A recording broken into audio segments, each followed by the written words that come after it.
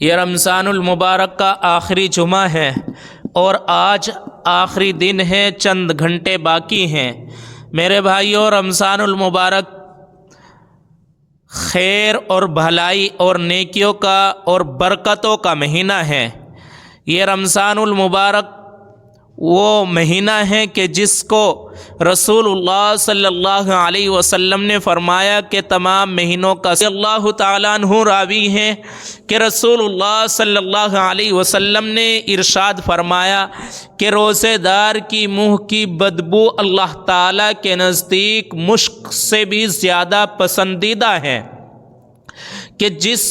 طریقے سے انسان روزہ رکھتا ہے تو ایک منہ کے اندر بدبو سی پیدا ہو جاتی ہے، تو اللہ تعالیٰ کے نزدیک وہ مشک سے بھی زیادہ پسندیدہ ہے۔ حضرت موسیٰ علیہ السلام کو جس وقت تورات دینی چاہی تو ایک مکمل مہینے کے روزے رکھے، تو مکمل مہینے کے روزے رکھنے کے بعد حضرت موسیٰ علیہ السلام کے دل میں خیال پیدا ہوا کہ اللہ تعالیٰ ایک کتاب دینے والے ہیں، اللہ تعالیٰ سے ہم کلام ہونے والا ہوں۔ اپنے منہ کو ایک گھاس سے صاف کر لیا،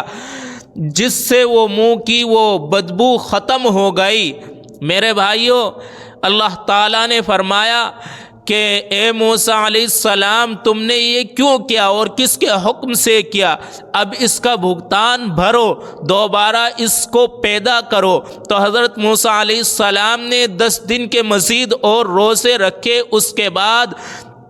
40 دن کے روزے ہو گئے، ایک مہینے کے پہلے اور 10 دن کے پھر بعد میں پھر تورات دی، یعنی کتاب دی حضرت موسیٰ علیہ السلام کو۔ میرے بھائیوں، یہ امت محمدیہ پر پہلا انعام یہ ہے کہ جو منہ کی بدبو ہے وہ مشک سے بھی زیادہ پسندیدہ ہے۔ دوسرا یہ کہ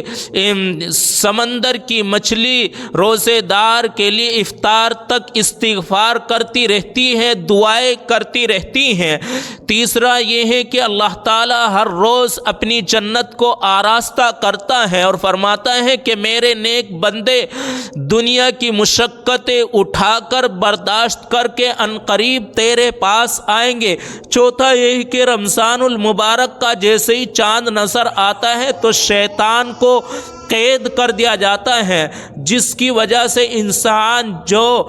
غیر رمضان میں جن بھلائیوں اور خیر کے کام کی توفیق نہیں ملتی، وہ رمضان المبارک میں خوب اللہ تعالیٰ کی عبادت اور بندگی اور تراویح اور رمضان المبارک کے روزے رکھنے کا اہتمام کرتے ہیں۔ پانچویں خصوصیت یہ ہے کہ اللہ تعالیٰ آخری رات میں مغفرت کے فیصلے کر دیتے ہیں کہ اس بندے نے رمضان المبارک کے روزے رکھے اور تراویح پڑھی تو اس کی مغفرت کر دی جائے۔ تو مبارکباد کے مستحق ہیں کہ جنہوں نے رمضان المبارک کا یہ مہینہ تراویحوں کے ساتھ، قرآن کریم کی تلاوت کے ساتھ اور رمضان المبارک کے روزے رکھے، خیرات کیا، صدقہ دیا اور غریبوں کی، مسکینوں کی مدد کی اور زکوٰۃ ادا کی، تو وہ مبارک باد کے مستحق ہے۔ صحابہ کرام رضی اللہ تعالی علیہم اجمعین نے عرض کیا، اے اللہ کے نبی صلی اللہ علیہ وسلم، کیا یہ مغفرت شب قدر میں ہوتی ہے یا رمضان المبارک کی آخری رات میں؟ فرمایا کہ مزدور کی مزدوری کام ختم ہونے پر دی جاتی ہے، تو لہٰذا جب مکمل ایک مہینے کے روزے رکھ لیے گئے، عبادت کر لی گئی، تو اس کا انعام یہ ہے کہ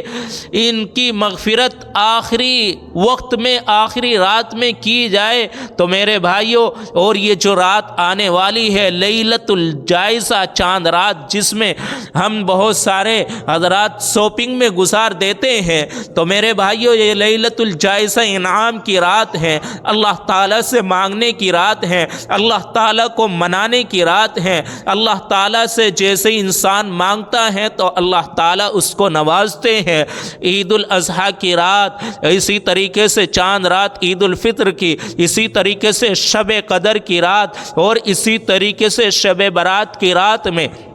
ان راتوں میں اللہ تعالیٰ کی جتنی اخلاص کے ساتھ بندگی انسان کرتا ہے، اللہ تعالیٰ اسی طریقے سے انسان کو نوازتا ہے۔ اور مقبولیت کی علامت یہ ہے کہ ایک عبادت کے بعد دوسری عبادت کی توفیق ہو جائے تو یہ سمجھ لیا جائے کہ ہماری پچھلی عبادت پہلی عبادت قبول ہو گئی ہے۔ حضرت مولانا قاسم نانوتوی سے کسی نے معلوم کیا کہ نماز عبادت کا قبول ہونے کی کیا علامت ہے، تو حضرت نے جواب دیا کہ اگر کسی شخص نے ظہر کی نماز ادا کی اور اس کے بعد اللہ تعالیٰ نے اس کو عصر کی نماز پڑھنے کی توفیق دے دی تو یہ سمجھ لیجئے کہ اس کی ظہر کی نماز قبول ہو گئی ہے۔ اسی طریقے سے رمضان المبارک میں جتنے ہم نے عبادت کی، تلاوت کی، صدقہ کیا، روزے رکھے، تو اب رمضان المبارک گزرنے کے بعد ہماری مسجدیں اکثر دیکھا جاتا ہے خالی نظر آتی ہیں کہ رمضان المبارک میں مسجدیں بھر جاتی ہیں۔ اللہ تعالیٰ کا فضل اور کرم یہ ہوتا ہے کہ مساجد میں جگہ بھی نہیں ملتی، لیکن جیسے ہی شوال کا چاند نظر آتا ہے تو